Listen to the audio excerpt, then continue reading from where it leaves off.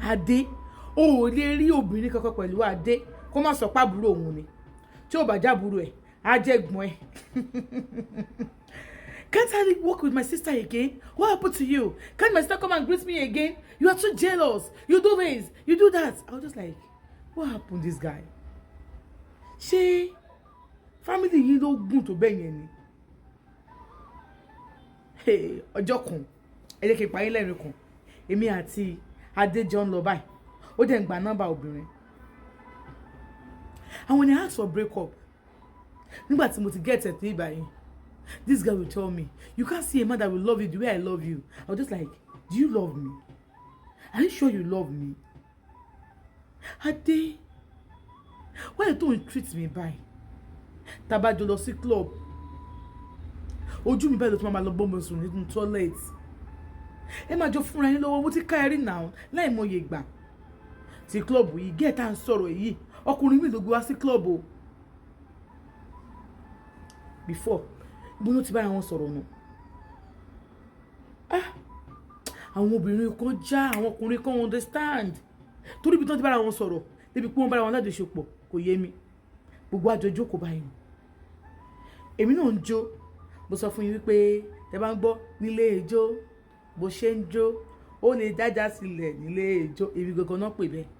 Adé máa sọ̀rọ̀ ni, why are you dancing? You want everybody to see that you have a breast, everybody to see that you have bum bum. Can you come? You want to go and do show off? Yes, I am. Mo ní ọyàn, mo dẹ̀ need.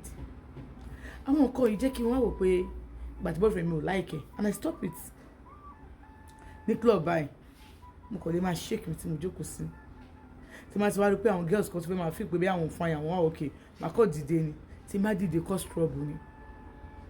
Ìgbà tó yá Adé ní pé mo bá mo lọ sí club wọn ilé kan ẹ jẹ́ n sọ tí mo sọ pé mo pàdé wọn yìí mo bá wọn ní toilet. Adé ti lọ ó ti pẹ́.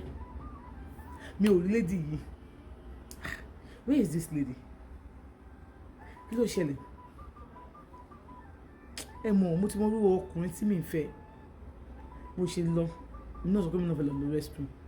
Mo dé ka tí Adé ń fún ọmọ yìí ní dọ́gì nínú toilet. I was just like, Adé, kí ló mọ ìfìyàtọ̀ sí mi? Kí ló wà lára ọmọ yìí? Even tó bá pè mí pé you want it inside this toilet, no, I will answer you.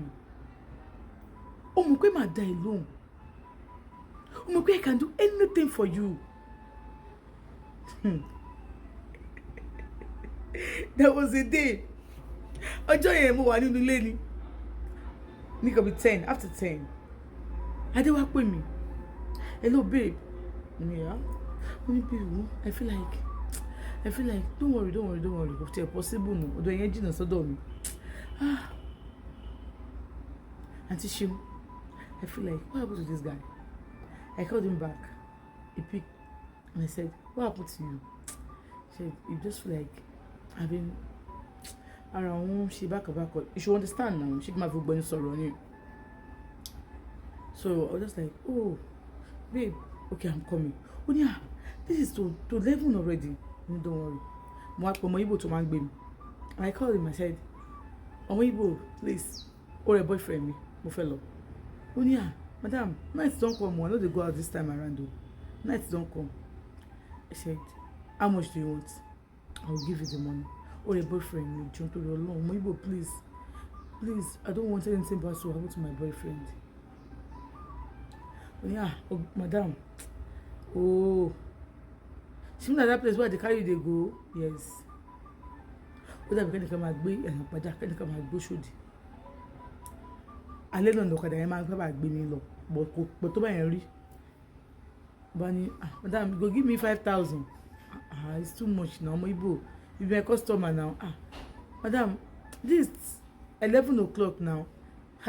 Go come now. 12 o'clock go knock now. Go miss security now. He said we'll give them money now. It's no problem. Don't worry. Come and pick me. He came. He picked me. Ajolo. Mata débẹ̀, mo wá sílẹ̀kùn fún wa. Èmi got ti múra lọ́wọ́ mini skirt ni mo wọ̀. Because I love him. I can do anything. Ká tó débẹ̀ to 12 la débẹ̀. Lọ́kadà yẹn ti ó try gan. Ó bá lọ́n tẹ̀ mo fún ní 5,000. Èrò ọkọ ẹni pé bí Adé ló máa sanwó, àbó ti sanwó ni. See, I should not tell you about my relationship, but I will tell you. for you to know nǹkan tí ojú mi ti rí àti àwọn nǹkan tí ẹ̀rù fi ń bà mí láti lọ sí relationship again. Ó tó wá di pé Fẹ́mi sọ pé òun ò kí ń ṣe irú ẹ̀ o kí n tó accept Fẹ́mi.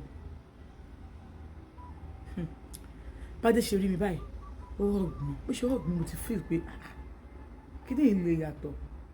Àwọlé nígbà tí àwọlé kò tiẹ̀ jẹ́ kí n tiẹ̀ ṣe kíní tipátipá ló fi tilẹ̀ kó sí ti room ẹ̀ ó tì mí sórí chain.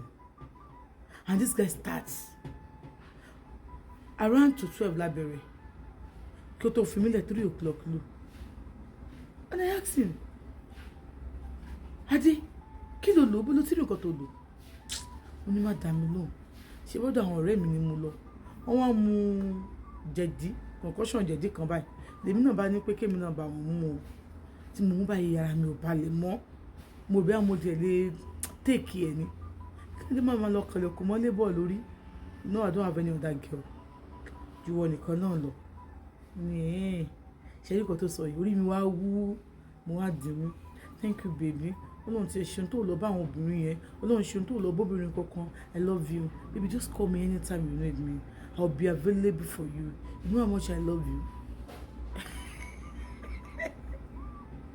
If that is sọ̀rọ̀ ppp message wo orí fóònù ẹ̀ mo wà níbi ètò sí ẹ̀ message yẹn ṣe wọlé tí mo kàn draw ẹ̀ sálẹ̀ báyìí mo kàn gbọ́ baby you know it's late now I cannot come. Bí obìnrin bíi mẹ́rin ló send message sí my